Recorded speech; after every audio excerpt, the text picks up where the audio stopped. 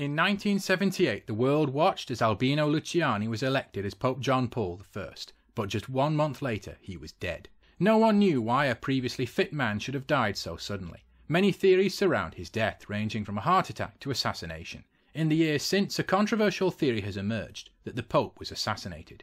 Today we will examine the theories and see if one of the shortest papal reigns in history was ended by violence. This is Knowledge Voyage.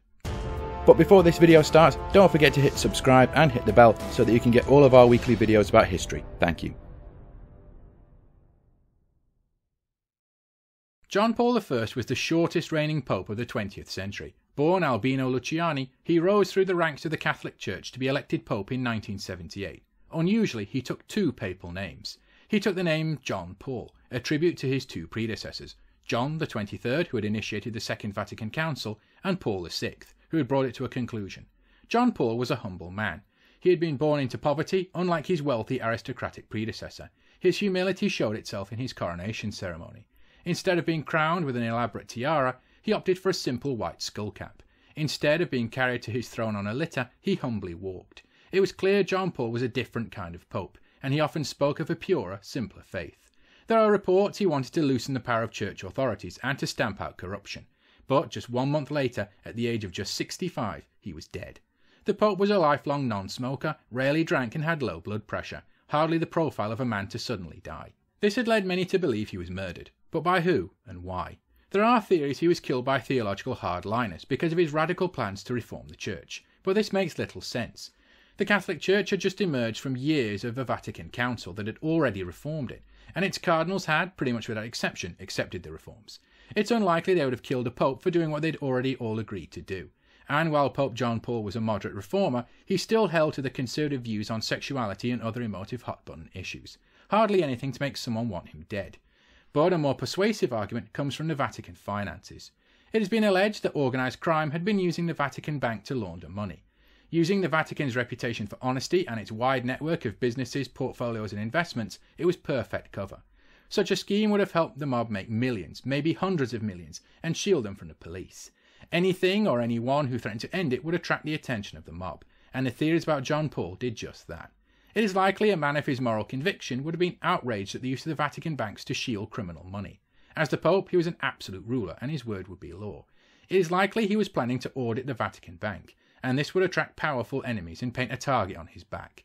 Several theories have emerged over the years. One of the most famous is by author David Yallop in his book In God's Name. He argues that a number of Vatican officials, such as Archbishop Marcinkus, were linked to illegal Vatican funds. Indeed, Archbishop Marcinkus was charged 4 years after the Pope's death as part of an Italian anti-money laundering trial, and he had grown up in the same neighbourhood that had been the headquarters for Al Capone's gang. In Yallop's theory, high-ranking cardinals and high-ranking mafiosi conspired to kill the Pope to protect their income. However, it's been alleged by theorists that it wasn't just the mob who wanted the Pope dead. At the time Pope John Paul was elected, communism was threatening to spread in Central America, and the CIA were funding strongmen to fight them. This included the Contras of Nicaragua, who it has been alleged were receiving funds from the CIA laundered through the Vatican.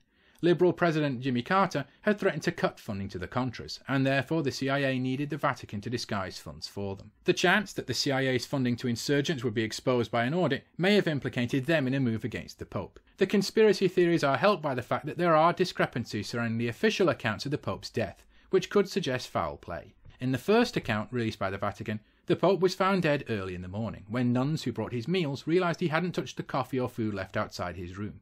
They knocked on his room door, and when they got no answer, entered.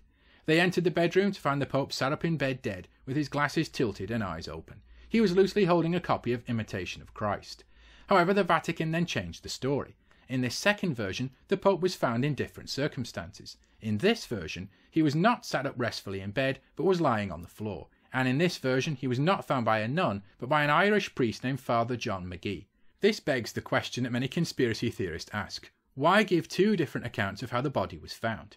The behaviour of Vatican officials immediately after the death is also rather suspicious. The Pope's medicine bottle was pocketed and never seen again.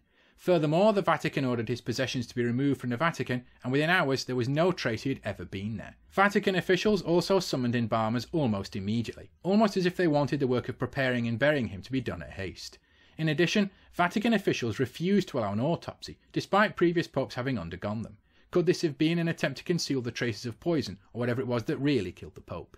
That said, there are more mundane reasons for the Vatican's behaviour that have to be considered. They argue that the hasty burial was due to a desire not to have the Pope's body become bloated in the hot Roman weather. The secrecy around the announcement of his death is a standard security protocol when heads of state die, as is securing the Pope's possessions upon death. That said, there are serious questions. But whatever happened, it's a sad end to the life of John Paul I. He may have been soft-spoken, small in stature, and in some ways rather meek, but he did not lack for courage or a sense of justice. If he was killed because of his desire to stamp out corruption, it would be a sad end to the man who was greatly loved. Whether it was powerful intelligence agencies, the mob, or just natural causes, John Paul I deserves to be remembered. Thanks for watching everyone. Don't forget to like, share and subscribe. Thank you.